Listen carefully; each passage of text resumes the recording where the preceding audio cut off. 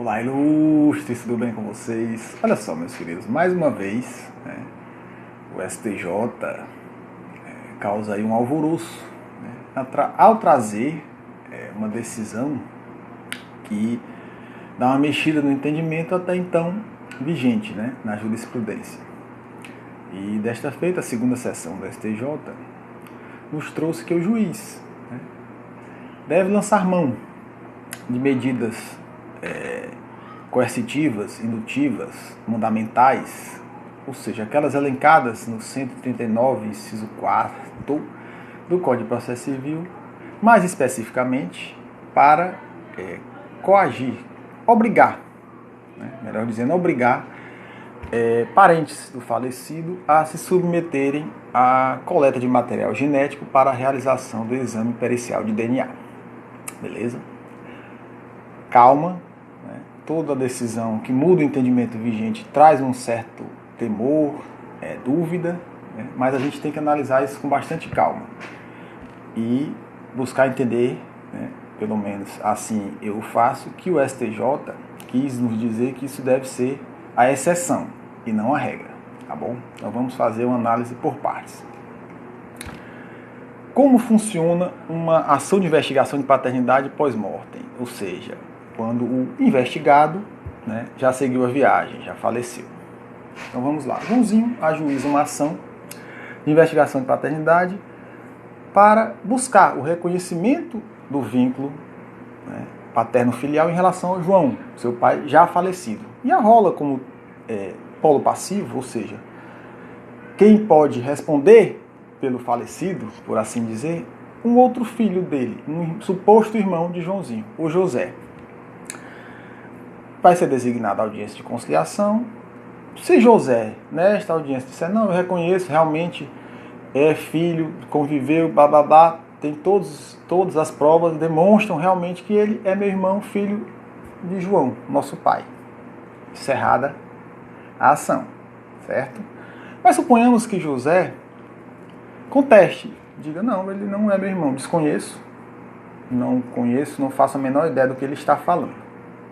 Ok, o juiz perguntará, você poderia gentilmente se submeter à coleta do material genético para a realização do exame? O que é perfeitamente possível nas ações de investigação de paternidade pós-mortem. Primeiro, porque os tribunais já têm um aparato, um convênio com os laboratórios, e é perfeitamente possível fazer essa combinação com familiares do falecido. Tá? E segundo, porque uma exumação, um DNA através de uma exumação de cadáver é muito caro e os tribunais não custeiam isso. Então, se o investigante tiver condição financeira para tanto, não tem problema. Se o familiar se recusar, o juiz determina a exumação, ele paga os custos disso e será feito o DNA através do material genético do falecido. Tranquilo. Mas, voltando ao caso em que José se negou, contestou a ação. O juiz vai perguntar para João, aí a gente vai seguindo o caminho. João, o DNA não é possível. Você reúne outros meios de prova para demonstrar que você é filho. Joãozinho, você é filho de João? Joãozinho, tenho, senhor juiz. Eu tenho cartas dele trocadas com minha mãe, eu tenho mensagens de WhatsApp, eu tenho testemunhas que vivenciaram o namoro deles, a gravidez da minha mãe. Tá? Então, eu tenho outras formas que não o DNA de demonstrar que João é meu pai. Problema resolvido. Não precisa do DNA para comprovar o vínculo de paternidade. Até porque o DNA é um meio de prova. Obviamente, o mais seguro. Mas não é o único. Suficiente para comprovar a paternidade. Se assim o fosse, o que aconteceria nos casos em que o falecido não deixou nenhum parente conhecido? Não tem como fazer DNA. Mas se houver outros meios de prova para comprovar que o investigante é filho do falecido, o processo será resolvido. Suponhamos também um caso em que o João namore Maria por um determinado tempo, ela engravide e ele fuja para local incerto e não sabido, impedindo assim, afastando a possibilidade de realização do DNA. Não vai ser feita, o reconhecimento da paternidade não será feito por outros meios de provas. O que eu quero vos dizer? Que o DNA é o meio mais eficaz. Obviamente, não se discute isso, mas não é o único para se comprovar uma paternidade.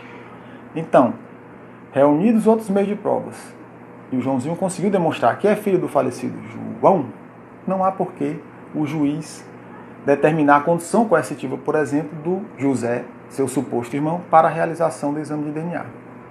Todavia, aí sim, eu acho que isso foi isso que o STJ quis nos dizer. Acaso o único meio de prova, a única possibilidade de Joãozinho demonstrar esse vínculo de filiação, se essa única forma for o exame de pericial de DNA, e José, por exemplo, se recuse por motivo fútil, por motivo banal, a contribuir, a colaborar para que se descubra a verdade, para que se chegue à solução desse processo. Por exemplo, existe uma ação de inventário onde José se diz único herdeiro de João. E Joãozinho atravessa dizendo, opa, eu sou o suposto filho dele, então eu preciso comprovar essa filiação para eu me habilitar no inventário como herdeiro. E José diz, não vou fazer o exame de DNA, não vou me submeter. Está demonstrada a má-fé, a vontade de José de atrapalhar, de que a não realização do exame vai lhe favorecer. Da mesma forma, o suposto tio. Mas o suposto tio nem é herdeiro, nem vai participar do inventário. Mas a sua recusa vai ter reflexos favorecendo o José, que está como único habilitado no inventário. Então, nessas situações, para a gente fechar o nosso entendimento, eu acho que, me parece que foi isso que o STJ quis dizer. Quando a única forma de se comprovar esse vínculo de filiação for o DNA e ou houver uma recusa inexplicável ou de má-fé dos familiares que podem fazer essa coleta de material genético para a realização desse exame pericial de DNA, aí sim, o juiz lançando mão do que está lá no 139, inciso 4º do Código de Processo Civil, coibir, coagir, induzir, mandar, conduzir coercitivamente esses familiares para que esse exame seja realizado. Tá bom? Entendo eu, com devido respeito às opiniões contrárias, que é esse o entendimento que a gente deve ter em relação a essa decisão do STJ. Grande abraço e até o próximo do lado de cá do balcão.